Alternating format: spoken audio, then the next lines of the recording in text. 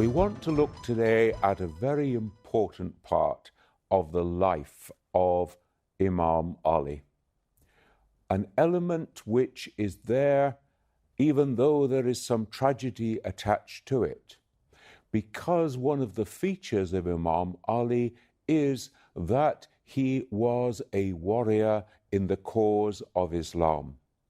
And we want to explore that element of his life. Let's remind ourselves, first of all, that for the first 12 years after the beginning of the revelation to Prophet Muhammad, the Muslims lived in Mecca under persecution from the idol worshippers, the majority of the people in Mecca. It was after they moved from Mecca to Medina that the element of fighting entered into the discussion.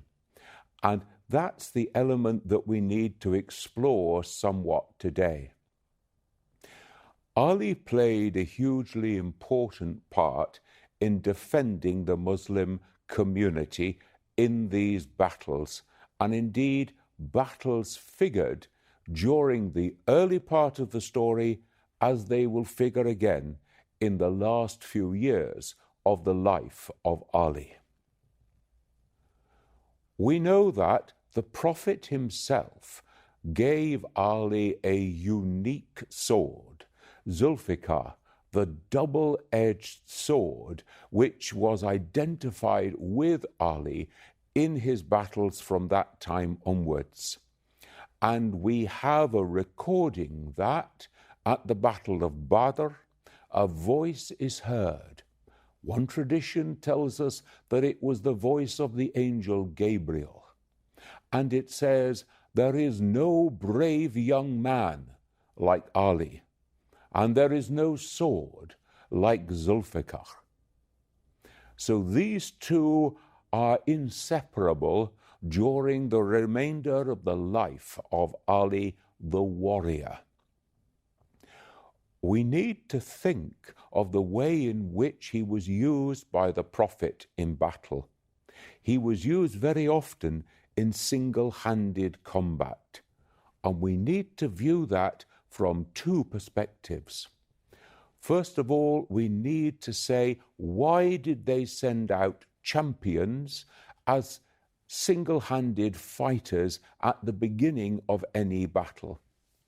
Well, the honest answer is that if they could win over the battle at that time, then there would be no need for the mass of the army on both sides to engage, and that would save a huge number of human lives. So a great weight was resting upon the champions when they went out in single-handed combat. If they could overcome the enemy, then there was a good chance that the lives of many of their men, many of their soldiers would be saved. So this is the first element that we see, as it were, weighing upon the shoulders of Ali as he goes into single-handed combat. The second element, of course, is him himself within himself, because single-handed combat is a sign of total dedication, of total trust, of total reliance upon God. God will give me the victory. My life is not my life, but it is the life of one who is a servant of God, one who has dedicated everything to God. It is therefore an act of trust, an act of complete dedication into the service of God. And so Ali goes forward in single-handed combat with these two elements. Firstly, his knowledge that he has the possibility of saving the lives of many of his men, and secondly, that his life is totally in the hands of God, and he trusts upon God to give him the victory in combat. There were several occasions during these years when the Prophet was in Medina, when there were major battles and when there were skirmishes. And often Ali was involved in both of these types of fighting.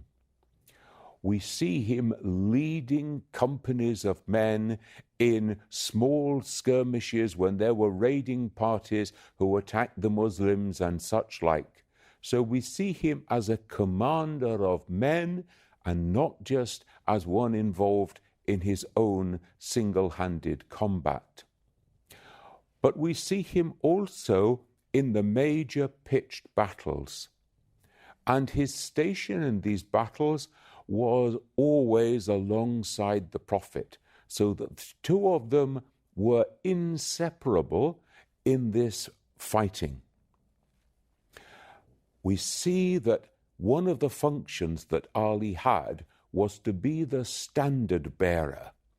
Now, the standard bearer is the one who bore the flag, the sign of the Prophet's army, the Prophet's company in battle. It was the standard bearer's job to, as it were, inspire and invigorate the other men in the army that they should persevere and they should continue in the fight. He was to put new fight and new spirit into the whole army so that they would carry on in this way. So we see Ali as an inspiration to the other men who were fighting in the company of the Prophet. Ali in this way then is a role model to all those who would engage in fighting for the perseverance of the message of Islam. It was that message which had to be protected, which had to be sustained. And of course, the message bearer was the Prophet himself. And so we see Ali in those battles calling the men, rallying them to the Prophet's side so that he would be protected, so that the message would not be lost, so that the message would be fulfilled. And we see Ali as the role model of total dedication to the Prophet, total commitment in faith and trust to the way of Islam and to the way of submission to God, and his life is laid out in front of God as a token of his complete submission to the divine will. Fighting other people, being involved in combat, can never be something that any human being takes lightly. Because to go into combat is to be prepared to take the most ultimate, the most serious decision that any human can take, and that is to take the life of another human being. And so we see Ali as not only the fearless warrior, but also we need to explore the way in which he conducted himself in combat as a role model, not just of fearlessness, but also of valor, of chivalry, and of nobility in his combat with others.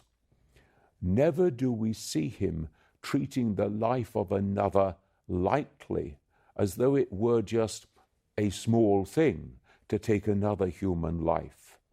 But always we see him with the greatest determination, with the greatest dedication, that he will fulfill his duty, he will be obedient to God in this manner, but he will not disgrace or demean himself by stooping to the level of the enemy, of the opponents of Islam, in the way that he conducts his battles and his fighting. Always he will be there with Zulfiqar in his hand as the role model and standard bearer of the uprightness of the warrior in the name of Islam into the future.